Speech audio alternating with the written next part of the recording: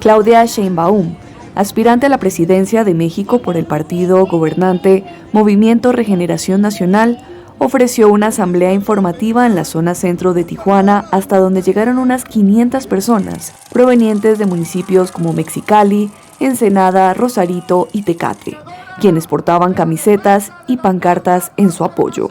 Nosotros siempre hemos luchado por la democracia y no es la excepción cuando hablamos de nuestro partido. La expectativa de los asistentes era mayor al tratarse de la primera aspirante en visitar esta ciudad fronteriza, en donde existen problemáticas fuertes como la violencia, la inseguridad y el trasiego de drogas y la migración, temas que no tocó durante su discurso. Un operativo militar contra la minería ilegal en una zona rural de Cali se saldó con un muerto, 4 heridos y 30 soldados retenidos después de enfrentamientos entre una comunidad y las fuerzas de seguridad. Las unidades militares hicieron presencia en la vereda Peñas Blancas en el departamento del Valle del Cauca con la misión de contrarrestar el flagelo de la explotación ilícita de yacimientos mineros. En la operación, incautaron 6 mulas que llevaban elementos para la extracción ilícita de yacimientos mineros y que eran conducidas por 4 personas que fueron capturadas. La actividad del volcán Mayón no muestra señales de atenuación y persiste la amenaza de una erupción explosiva, según indicó este viernes la Agencia Sismológica de Filipinas.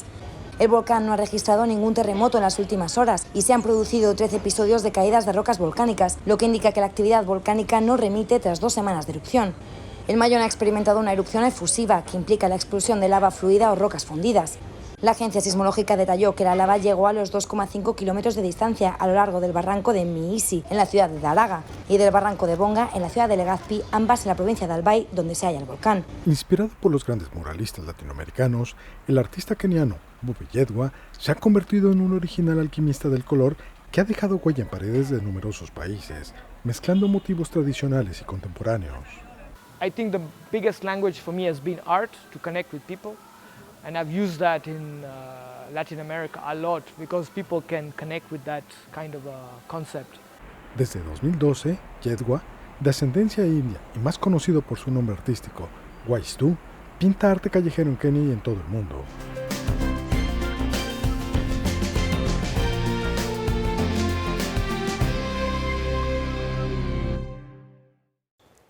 En edición de cuenta tenemos en esta ocasión al ministro Federico Alfaro Boyd.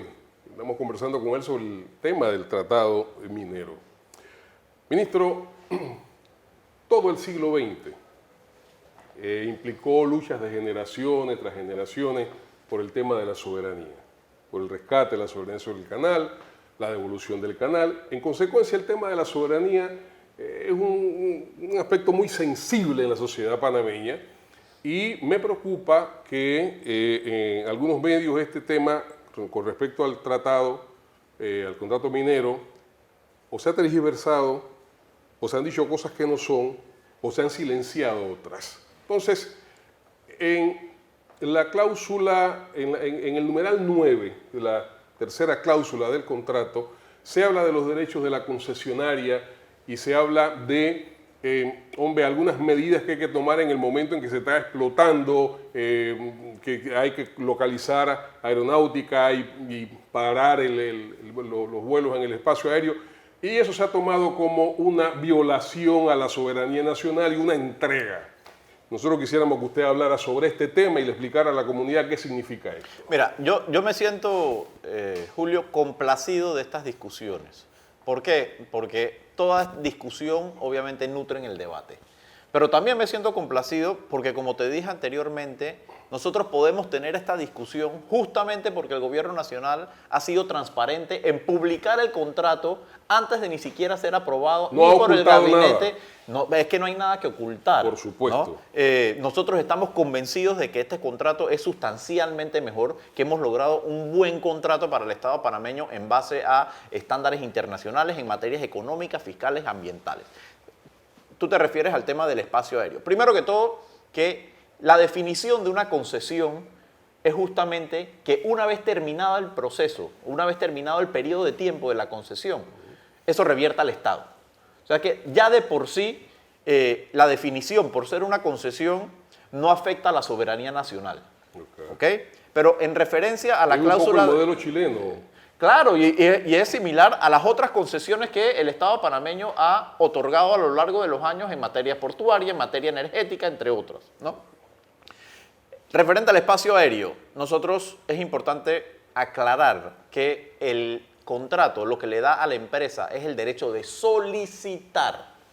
Es decir, una autoridad panameña. A una autoridad panameña. Pero el que tiene la palabra final de dar o no esa solicitud o de modificarla es la autoridad panameña. Es decir, el propio Estado se reserva el derecho de decidir cómo va a aplicar esa restricción sobre el espacio aéreo. En consecuencia, no es cierto que se haya cedido soberanía. Es completamente falso y es una de las tergiversaciones que hacen ciertos grupos que se oponen a este contrato, ya sea por razones, motivos personales o por motivos políticos. Pero yo sí quiero mencionar que referente al tema de la restricción del espacio aéreo, esta restricción se viene dando desde el año 2018, desde gobiernos anteriores, que al igual que nosotros, no se inventó en este periodo, no se inventó en este contrato, que al igual que este gobierno, obviamente existe desde un punto de vista de seguridad aeronáutica, claro, la necesidad de establecer a ciertas horas y por cierta altura una restricción de sobrevuelo cuando la empresa está realizando voladura. O sea, es en ciertas horas y en cierto tiempo. No es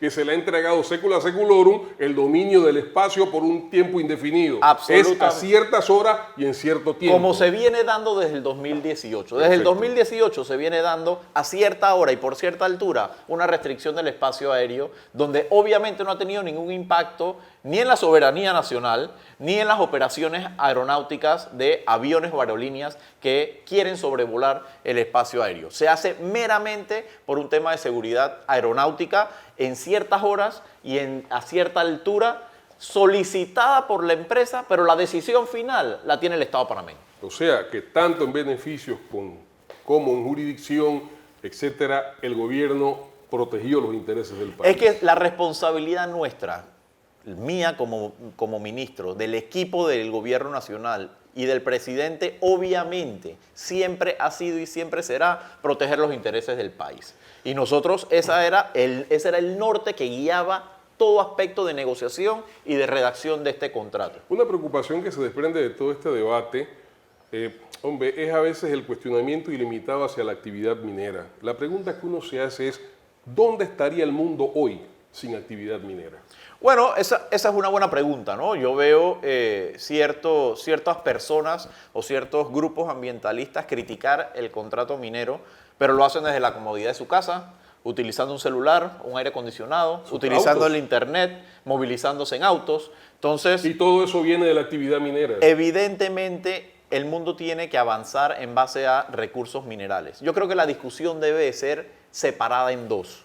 Una, cómo nosotros protegíamos los intereses del Estado y conseguíamos el mayor beneficio de este contrato, de esta operación particular que ya existía, que ya estaban dando y que se había realizado en base a un contrato anterior válido y vigente que posteriormente fue declarado inconstitucional. La siguiente pregunta entonces sería ¿cómo Panamá quiere avanzar en un modelo de exploración y explotación minera, entendiendo que Panamá es rico en recursos minerales, entre ellos cobre y el oro? Para esa siguiente etapa, yo creo que sí es importante nosotros hacer una discusión a nivel nacional, pero también importante que nosotros actualicemos nuestro marco jurídico. Debe haber una reforma al Código de Recursos Minerales, por ejemplo, y a nuestros códigos ambientales que se ajusten a las nuevas realidades mundiales. Hasta que eso no pase, yo estoy convencido de que nosotros no podemos avanzar en nuevas concesiones mineras. Lo que sí teníamos que hacer era atender la situación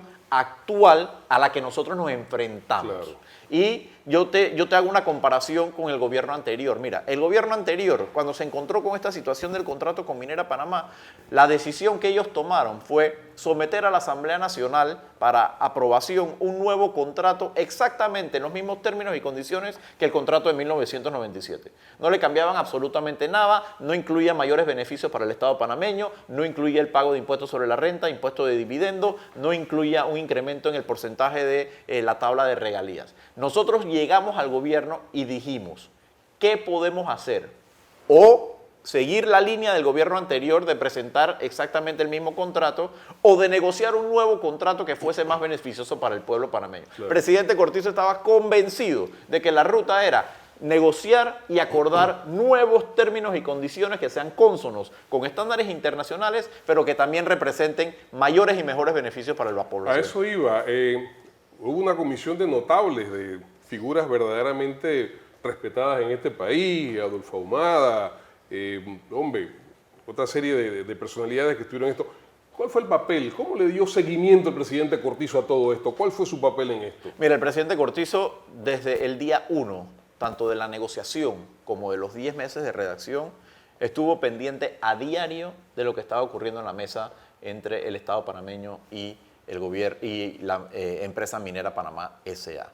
Es importante destacar que el presidente, la instrucción del presidente siempre fue: 1, ese contrato debe reflejar nuevos términos y condiciones; 2, se deben defender los intereses nacionales a toda costa; y 3, asegurémonos que ese contrato cuente con los elementos suficientes para que los recursos que nosotros vamos a recibir sean destinados a beneficiar quienes más lo necesitan.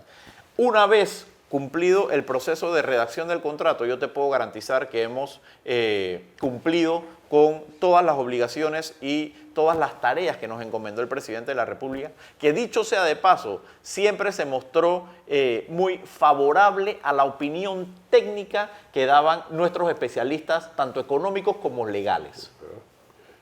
Pregunta final, ministro, pregunta final.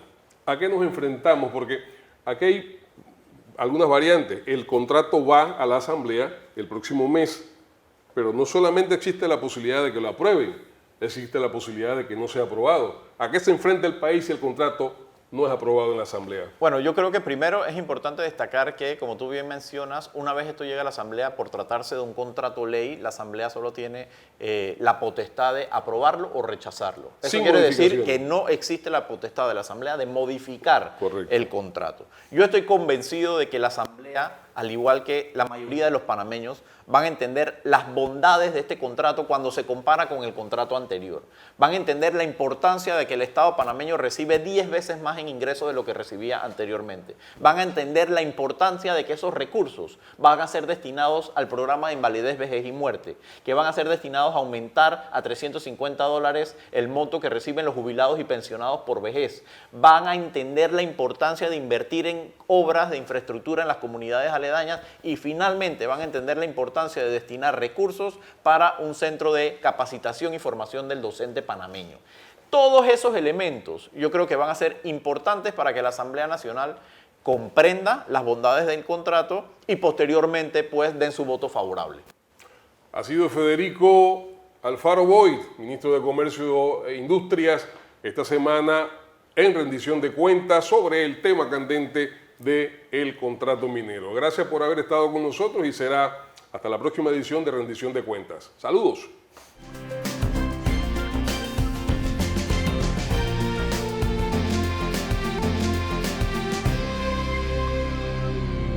En su gira de trabajo comunitario 139 en 47 meses de gestión, el presidente de la República, Laurentino Cortizo Coin, inauguró las obras de restauración del edificio de la Real Aduana de Portobelo y el Museo de la Memoria Afropanameña, proyectos que impulsan y agregan nuevos atractivos turísticos para la reactivación económica de Colón. También durante esta gira de trabajo, el presidente Cortizo Coin realizó otra importante actividad al entregar junto al ministro de Obras Públicas, Rafael Sabonge, la orden de proceder para el financiamiento y rehabilitación de las calles de la ciudad de Colón, con una inversión de $31 millones. El presidente de la República, Laurentino Cortizo Coin, designó al comisionado Eliezer Cárdenas Quintero como nuevo director general del Servicio Nacional Aeronaval, SENAN. El comisionado cuenta con 28 años de servicio activo como oficial en el Servicio Nacional Aeronaval de Panamá y con 25 años de experiencia en operaciones aéreas. Su formación académica inició en la Escuela de Aviación Militar de la Fuerza Aérea Venezolana, donde recibió el título de licenciado en Ciencias y Artes Militares, opción aeronáutica, con mención en Administración de Personal y Finanzas. Para aplicar el concepto de ciudad limpia, el Consejo de Gabinete aprobó la contratación transitoria entre la Autoridad de Aseo Urbano y Domiciliario y 3 empresas que ofrecerán el servicio de recolección, transporte y disposición final de los residuos urbanos, comerciales y domiciliarios en el relleno sanitario de Cerro Patacón, en 3 zonas de la ciudad de Panamá. El ministro de Salud, Luis Francisco Sucre, señaló que la medida busca establecer el concepto de ciudad limpia desarrollado a través del CONASEO, que tiene como fin la prestación de un servicio responsable, óptimo e ininterrumpido para la recolección de la basura en los 26 corregimientos de la capital.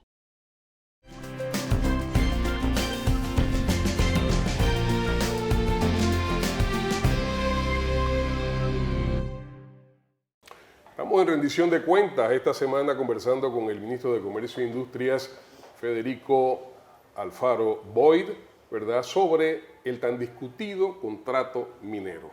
Ministro, tanto aquella vez del mes de enero de 2022 como en esta ocasión se ha hecho alusión a los beneficios que se derivan de este contrato respecto, por ejemplo, a la Caja del Seguro Social respecto a los pensionados. Creo que hay algunos otros porcentajes que se distribuyen allí que tocan también a los educadores. Conversanos un poco sobre esto. Sí, mira, una vez nosotros habíamos concluido el proceso de negociación con la empresa, donde se había acordado, por ejemplo, un pago mínimo de 375 millones de dólares, un ingreso mínimo garantizado, como se le llama en el contrato, que por cierto es una figura novedosa que no existe y nosotros no hemos visto en otros contratos de concesiones mineras en otros países del mundo, ¿no? O sea que haber logrado un ingreso mínimo garantizado con una empresa que ya tenía una operación andando en base a un contrato anterior fue un punto importante. Eso es novedoso.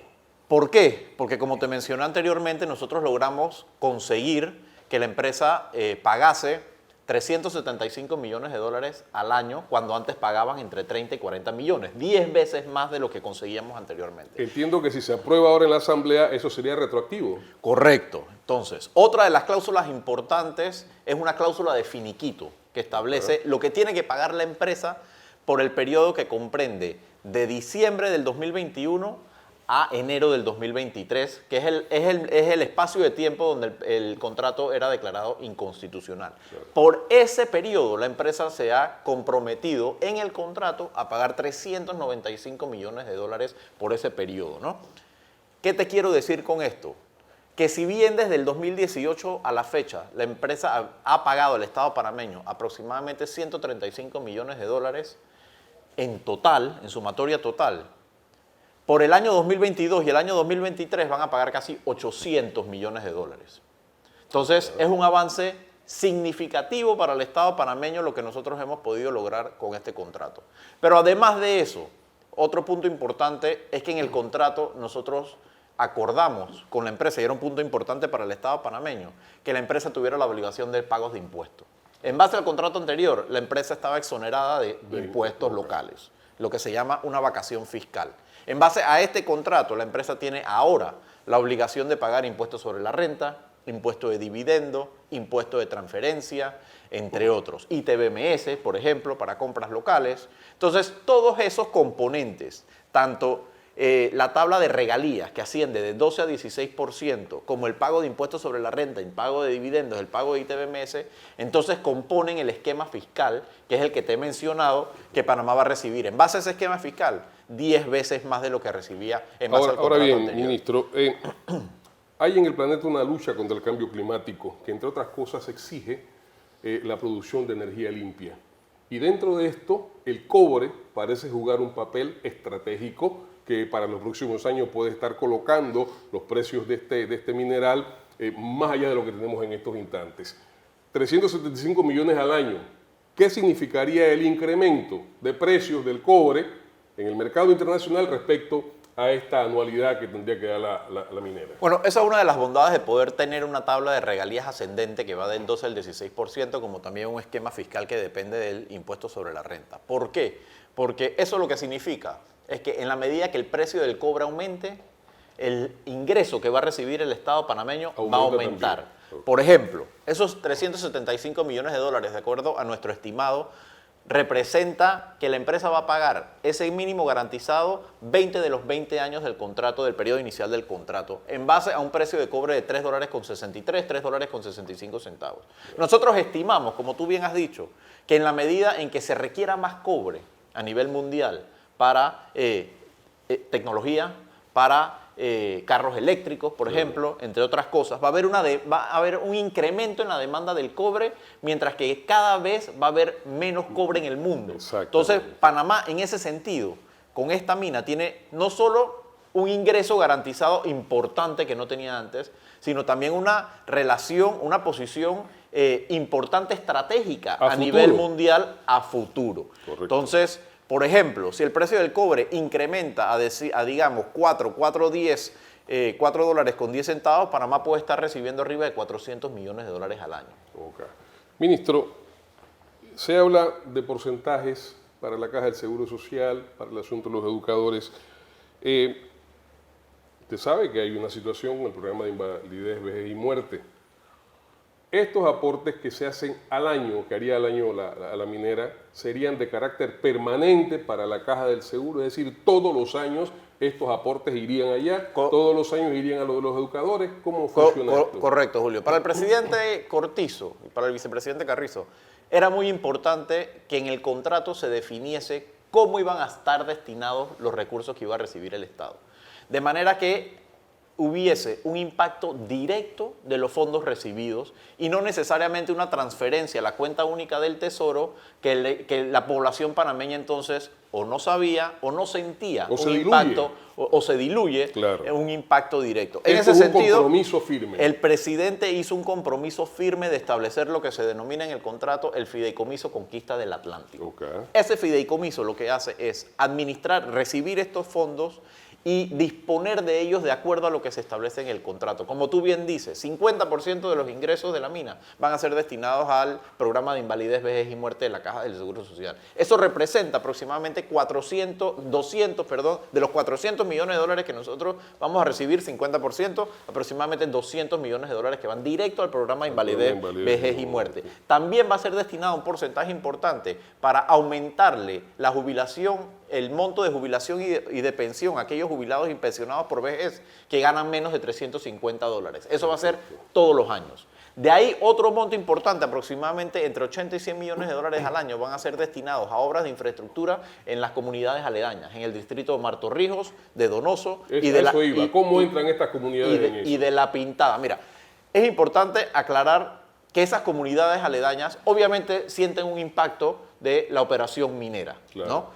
Es una operación importante, es una operación industrializada y para nosotros era muy importante que esas comunidades sintieran un impacto directo de lo que aporta la mina al Estado panameño. Y hay un respeto de la mina hacia las comunidades aledañas, porque ahí hubo un momento en que se cerraron vías, la gente no podía pasar, etcétera, etcétera. Correcto, mira. Dentro del proceso de divulgación, del proceso de consulta, que además es un punto importante, Julio, porque por primera vez en la historia el Estado panameño, el gobierno nacional, hace público un contrato de concesión para una consulta pública sin ni siquiera haberlo aprobado por el Consejo de Gabinete. Producto de ese periodo de consulta de 30 días donde nosotros estuvimos en las diferentes comunidades, primero explicando las razones por las cuales nosotros hemos acordado este contrato, pero también escuchando a las comunidades sus inquietudes y sus preguntas. Nosotros fuimos a la comunidad de La Pintada. Si bien la mina no está dentro del distrito de La Pintada representa un punto estratégico importante porque es la vía de acceso a la mina. Claro. Ellos nos planteaban que ellos querían estar dentro del contrato y recibir unos beneficios directos, porque el contrato original que nosotros habíamos acordado con la empresa no contemplaba La Pintada, sino contemplaba únicamente Martorrijos, los distritos de Martorrijos y de Donoso. En base a ese proceso de consulta, nosotros hicimos las modificaciones pertinentes en el contrato para incluir a La Pintada. Entonces, lo que se va a hacer producto de este fideicomiso, en coordinación con el Ministerio de Economía y Finanzas, que además es el que preside el fideicomiso, se va a hacer un plan maestro. Ya se está trabajando en un plan maestro conjuntamente con la comunidad, porque ellos son los que tienen que retroalimentar ese plan maestro y decirle al Ministerio de Economía y Finanzas, estas son nuestras necesidades. Claro. Cada comunidad tiene una necesidad distinta. Algunas requieren de centros de salud o de potabilizadoras, otras requieren de mejoras en carretera y de obras de infraestructura y de escuelas. Producto de ese plan maestro que sale de las necesidades de las comunidades, entonces el Ministerio de Economía y Finanzas, conjuntamente con el fideicomiso, entonces decide en qué obras de infraestructura se van a revisar, se van a invertir esos fondos. Pero además, Julio, las comunidades van a tener un impacto directo en las decisiones del fideicomiso, porque los alcaldes de La Pintada, del distrito de Omar Torrijos y de Donoso, como también el diputado del circuito donde se encuentra la operación minera, van a estar representados, van a tener una silla dentro del fideicomiso. O sea, tienen voz y voto. Voz y voto dentro del fideicomiso. O sea, ya no se trata solamente de, digamos, la política empresarial de buena relación con las comunidades, sino que las comunidades van a estar debidamente representadas con voz y voto dentro del fideicomiso. Perfecto. Una cosa, ministro, entiendo que ustedes, y lo acaba de señalar hace un momento, publicaron en la página web del ministerio el contrato completo. ¿Qué sugerencias, qué críticas emanaron de allí y cómo ustedes las han respondido? Mira, yo te diría que hubieron, primero que todo, importante mencionar que ese contrato estuvo público por más de 30 días, de acuerdo con lo que exige la normativa, una consulta pública de más de 30 días, donde accesaron a la página web más de 49,000 personas, donde dejaron más de 2.500 comentarios. Okay. Yo te diría que los comentarios importantes eran, uno, cómo se iban a invertir esos fondos. Dos, la preocupación de que existiera dentro del contrato los suficientes elementos que protegieran, por ejemplo, el medio ambiente. Había preocupación sobre el medio ambiente, como es natural. Y también asegurar que los trabajadores estuvieran debidamente protegidos dentro del contrato. Había cierta preocupación, como te mencioné adicionalmente, de incluir a La Pintada dentro del contrato como un distrito que iba a recibir beneficios directos, y también cierta preocupación por cómo estaba conformada la junta directiva. En el contrato original que nosotros publicamos, la junta directiva iba a ser estaría nombrada por el presidente de la República, pero por un periodo de tiempo escalonado, similar a lo que ocurre en la junta directiva del Canal de Panamá. Una de las preocupaciones era que el presidente entonces, el presidente Cortizo, iba a nombrar a los miembros de ese fideicomiso y esos miembros se iban a extender en el tiempo más allá del periodo presidencial del presidente Cortizo.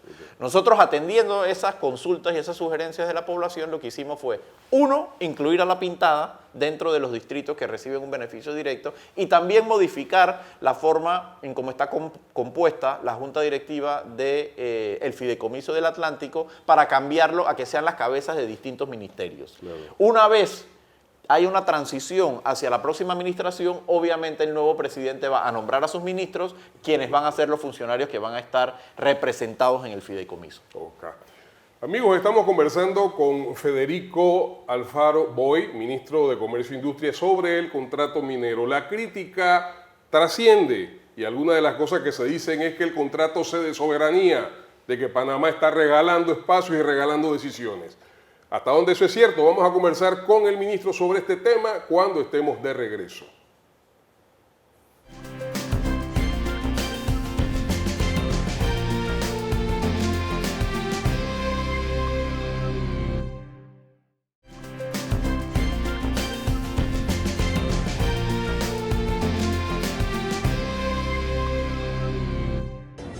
Claudia Sheinbaum, aspirante a la presidencia de México por el partido gobernante Movimiento Regeneración Nacional, ofreció una asamblea informativa en la zona centro de Tijuana, hasta donde llegaron unas 500 personas, provenientes de municipios como Mexicali, Ensenada, Rosarito y Tecate, quienes portaban camisetas y pancartas en su apoyo. Nosotros siempre hemos luchado por la democracia. Y no es la excepción cuando hablamos de nuestro partido. La expectativa de los asistentes era mayor al tratarse de la primera aspirante en visitar esta ciudad fronteriza, en donde existen problemáticas fuertes como la violencia, la inseguridad y el trasiego de drogas y la migración, temas que no tocó durante su discurso. Un operativo militar contra la minería ilegal en una zona rural de Cali se saldó con un muerto, 4 heridos y 30 soldados retenidos después de enfrentamientos entre una comunidad y las fuerzas de seguridad. Las unidades militares hicieron presencia en la vereda Peñas Blancas en el departamento del Valle del Cauca con la misión de contrarrestar el flagelo de la explotación ilícita de yacimientos mineros.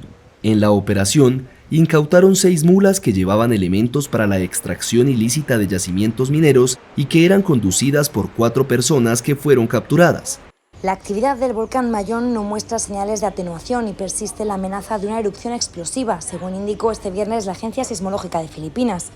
El volcán no ha registrado ningún terremoto en las últimas horas y se han producido 13 episodios de caídas de rocas volcánicas, lo que indica que la actividad volcánica no remite tras 2 semanas de erupción. El Mayón ha experimentado una erupción efusiva que implica la explosión de lava fluida o rocas fundidas.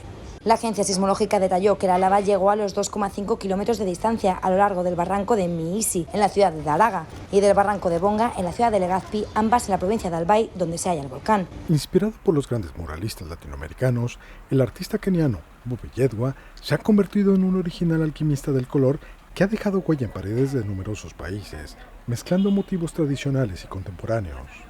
I think the biggest language for me has been art, to connect with people. And I've used that in Latin America a lot because people can connect with that kind of concept. Desde 2012, Yedwa, de ascendencia india y más conocido por su nombre artístico, Waistu, pinta arte callejero en Kenia y en todo el mundo.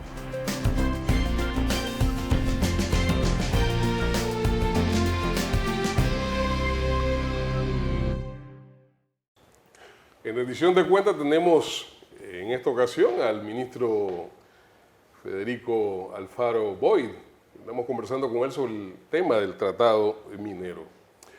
Ministro, todo el siglo XX implicó luchas de generaciones tras generaciones por el tema de la soberanía, por el rescate de la soberanía sobre el canal, la devolución del canal. En consecuencia, el tema de la soberanía es un aspecto muy sensible en la sociedad panameña y me preocupa que en algunos medios este tema con respecto al tratado, al contrato minero, o se ha tergiversado, o se han dicho cosas que no son, o se han silenciado otras. Entonces, en la cláusula, en el numeral 9 de la tercera cláusula del contrato, se habla de los derechos de la concesionaria y se habla de, algunas medidas que hay que tomar en el momento en que se está explotando, que hay que localizar aeronáutica y parar los vuelos en el espacio aéreo.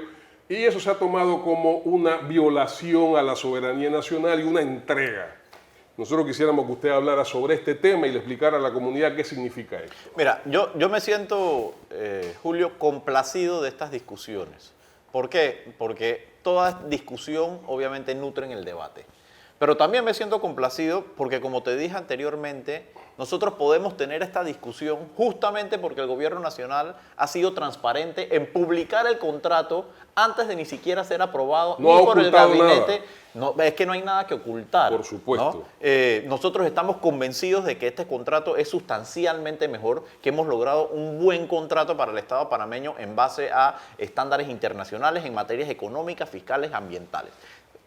Tú te refieres al tema del espacio aéreo. Primero que todo, que la definición de una concesión es justamente que una vez terminado el proceso, una vez terminado el periodo de tiempo de la concesión, eso revierta al Estado.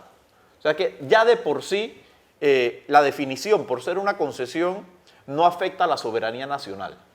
¿Okay? Pero en referencia a la cláusula... un poco el modelo chileno. Claro, y es similar a las otras concesiones que el Estado panameño ha otorgado a lo largo de los años en materia portuaria, en materia energética, entre otras, ¿no? Referente al espacio aéreo, nosotros es importante aclarar que el contrato lo que le da a la empresa es el derecho de solicitar. Es decir, una autoridad panameña. A una autoridad panameña. Pero el que tiene la palabra final de dar o no esa solicitud o de modificarla es la autoridad panameña. Es decir, el propio Estado se reserva el derecho de decidir cómo va a aplicar esa restricción sobre el espacio aéreo. En consecuencia, no es cierto que se haya cedido soberanía. Es completamente falso y es una de las tergiversaciones que hacen ciertos grupos que se oponen a este contrato, ya sea por razones, motivos personales o por motivos políticos. Pero yo sí quiero mencionar que referente al tema de la restricción del espacio aéreo, esta restricción se viene dando desde el año 2018, desde gobiernos anteriores, que al igual que nosotros, no se inventó en este periodo, no se inventó en este contrato, que al igual que este gobierno, obviamente existe desde un punto de vista de seguridad aeronáutica, la necesidad de establecer a ciertas horas y por cierta altura una restricción de sobrevuelo cuando la empresa está realizando voladura. O sea, es en ciertas horas y en cierto tiempo. No es